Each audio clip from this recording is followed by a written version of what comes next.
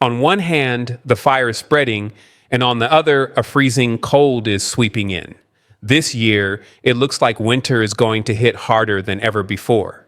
The unpredictable nature of the weather is creating a perfect storm, intense heat in some areas while the brutal cold is pushing in from others. It's a stark reminder that nature can be both beautiful and terrifying, and we need to be prepared for whatever it throws our way. This winter promises to be a challenging one, and we must take our precautions seriously. Make sure your homes are ready to withstand the cold, stock up on essentials, and ensure your heating systems are functioning properly.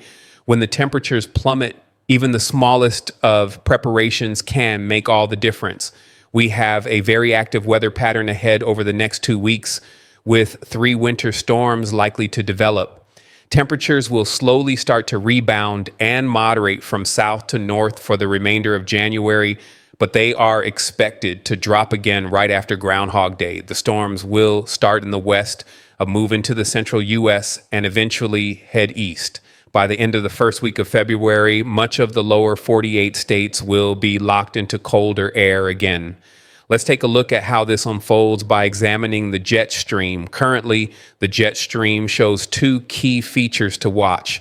The first is a cold air boundary indicated by a blue line, and which represents cross-polar flow, bringing waves of cold air from Canada into the Great Lakes, Mid-Atlantic, and New England. The second feature is an area of low pressure expected to develop over California. This low pressure system will intensify tomorrow, bringing much needed rain to Southern California and Nevada. Initially, it will form as an upper level low before breaking off to become a cutoff low. When this happens, it will detach from the main system, move slowly, and allow colder air to build. As the system gradually slides eastward by Wednesday, it will gain strength due to prolonged energy buildup. The cross-polar flow will amplify, leading to colder air intrusions, particularly in New England.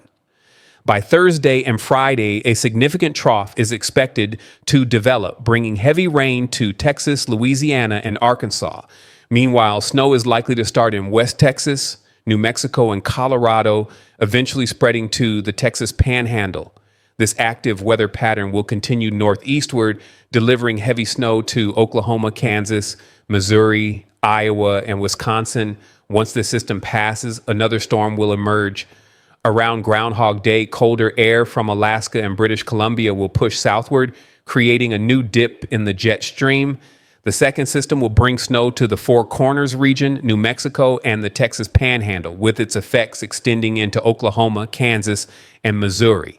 This storm is expected to track farther south due to increased cold air. Yet another system will follow, starting in California and moving across the west into the central U.S. Over the next 2 weeks, we anticipate 3 winter storms impacting various regions. Now turning to temperatures, as of this morning, Saturday, January 25th, much of the southern U.S. remains under the influence of Arctic air. Although temperatures are beginning to rebound, it's still cold. Warmer conditions will gradually return by early next week across the southeast. We'll monitor 2 key features: a clipper system buckling the jet stream, bringing frigid air to New England, where temperatures could drop well below zero in upstate New York, Vermont, New Hampshire, and Maine, and upper level cutoff low deepening over the southern plains, bringing chilly rain to Texas, Louisiana, and Arkansas by midweek. By Wednesday through Friday, snow is likely in West Texas, New Mexico, and the Texas Panhandle, with the system lifting northeastward. As February begins, heavier snow will fall along its path while colder air from Alaska surges southward. This influx of Arctic air will intensify by Groundhog Day, February 2nd, plunging temperatures further. A much colder pattern is on the way. While the southeast starts to warm after the Clipper system moves through, cold air will return with a vengeance. This Arctic blast will originate from Alaska, sweep through British Columbia, and push into the western U.S., bringing a very cold air mass. This cold air will also link up with a secondary winter storm likely to develop around February 4th. The western regions will experience much colder conditions before this cold air spreads into the central U.S. Now, let's take a look at the current surface map. This morning, we can see the blue line marking the Clipper system up north. This system continues to bring lake effect snow across the Great Lakes and into New England through tomorrow. Meanwhile, a low pressure system is forming in Southern California, bringing much needed rain to the area. However, an inch to an inch and a half of rain in some regions could lead to mudslides, which is an unfortunate possibility. The system will also bring heavy precipitation to Nevada, including snow in Las Vegas. By Saturday night into Sunday, a mini cold front will push into South Texas and Louisiana, stalling in these regions and causing heavy rain. Areas such as Houston, Shreveport, and Lake Charles could see significant rainfall. The Clipper system will continue to the north, spreading snow showers into its wake on Tuesday. Meanwhile, an upper-level cutoff low in the desert southwest will take its time moving eastward, likely intensifying by Wednesday night into Thursday. This system will bring heavy rain to Texas, including cities like Austin, San Antonio, and Houston, with potential flooding. Out west, heavier snow will impact Flagstaff, New Mexico, and Santa Fe. Snow will also spread to far west Texas, particularly the Panhandle. Texas will remain under the influence of this cutoff low, which will bring a secondary low pressure system. As this intensifies, East Texas and Louisiana could see severe storms while heavy snow develops in the Texas Panhandle. Blizzard-like conditions are possible in Kansas, Nebraska, Missouri, and Iowa as the low pressure system lifts northeast, intensifying snowfall and increasing winds. Iowa, which has seen less snow so far, is expected to be heavily impacted by these systems. Simultaneously, a secondary system will bring more rain to California and Arizona, with snow in the higher elevations, including Flagstaff and possibly Tucson. As the system moves east, snow will spread to Colorado, New Mexico, and the central U.S. This secondary system is expected to track further south, potentially impacting areas like northern Illinois. As these storms pass, colder Arctic air will surge southward again, bringing yet another potential winter storm. This pattern reloads with each system, maintaining a very active winter weather setup. The GFS model shows slight discrepancies, but the general pattern is consistent. The first Clipper system will bring snow to the northeast, while the Southern California low pressure system brings rain and snow to the southwest. By Wednesday and Thursday, heavier snow will likely break out over New Mexico and West Texas, spreading into the Panhandle and Oklahoma. Heavy rain will affect areas further south. A second system will bring more precipitation to the southwest, snow to the Four Corners region, and additional winter weather to Texas, Oklahoma, Kansas, and beyond. As the colder air deepens into February, snow may reach Pennsylvania, New Jersey, and the Northeast by February 5th. Looking ahead, February is one of the coldest and snowiest months of the year. With an active storm pattern, we can expect a series of impactful winter storms over the next 2 weeks. Now let's get into the detailed temperature outlook and the forecast. Let's take a look at our temperature anomalies heading through the rest of this weekend. You've probably stepped outside and noticed that it's a little milder since we've gotten rid of our Arctic air recently. We're seeing those milder temperatures continue as we go into Sunday, and this trend will continue into early next week as well. Looking at temperatures for tomorrow morning across the western U.S., the coldest air will be in the higher elevations of Idaho, Montana, and Wyoming. Will be below zero with actual air temperatures, and outside of those areas, a lot of single digits and teens above zero. This will be tomorrow morning. Heading into the afternoon, will warm up, reaching the teens and 20s across the west, especially in the higher elevations. In the lower elevations across the west coast, temperatures will range from the 30s to 50s with some 60s down in southern Arizona, New Mexico, and Southern California. Now, let's look at temperatures in the central U.S. for tomorrow morning.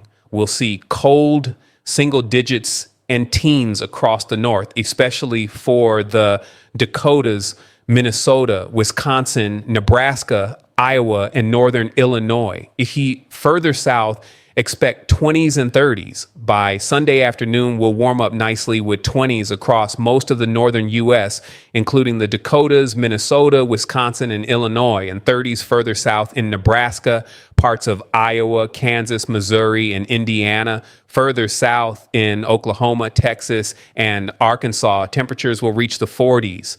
In the eastern U.S. tomorrow morning, we'll see temperatures in the single digits, teens, and 20s across the Ohio Valley and Northeast.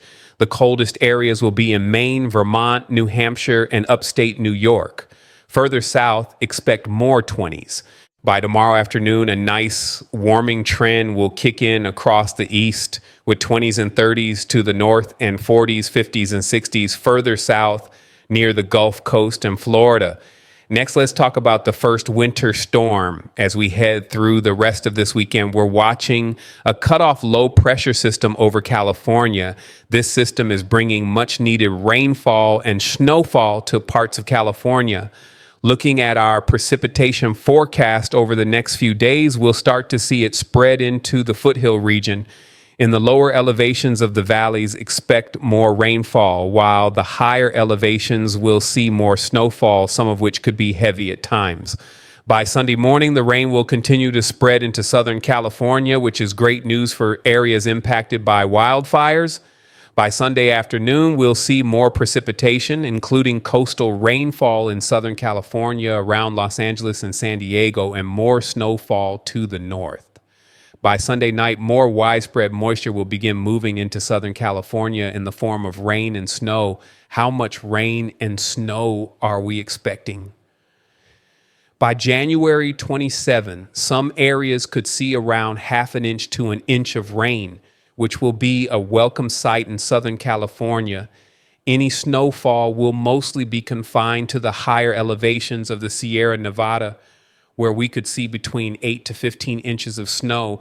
Definitely some much needed moisture over the next 24 to 36 hours. Let's take a look at the rest of the United States over the weekend and into early next week. We'll see moisture in the southwestern parts of California and Nevada, and some moisture in East Texas, Louisiana, Arkansas, and Mississippi. However, we're not expecting any significant severe weather going into Monday.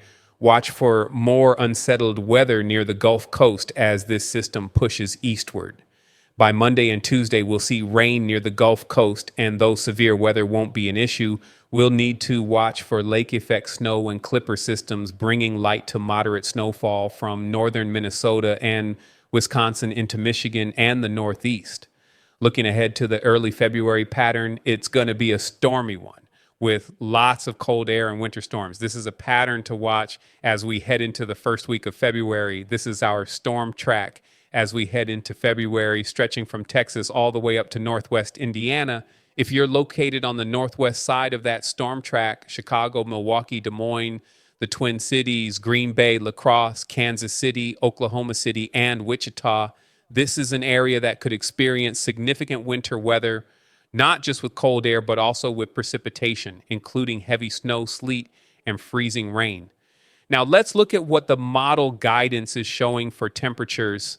It looks like we'll have plenty of cold air available in Southwest Canada and the Northwest U.S., some of which could push into the Central and Southern Plains as well. This is what we call the baroclinic zone, where milder temperatures to the east meet colder temperatures to the west. This temperature gradient is where our storm track will be, extending from Texas to northwestern Indiana. When we look at the precipitation anomaly, it seems like we'll have a wet start to February, which is typical for a stormy pattern like this. We can expect heavier rain and the potential for severe weather across the deep south up into the Tennessee and possibly Ohio River valleys.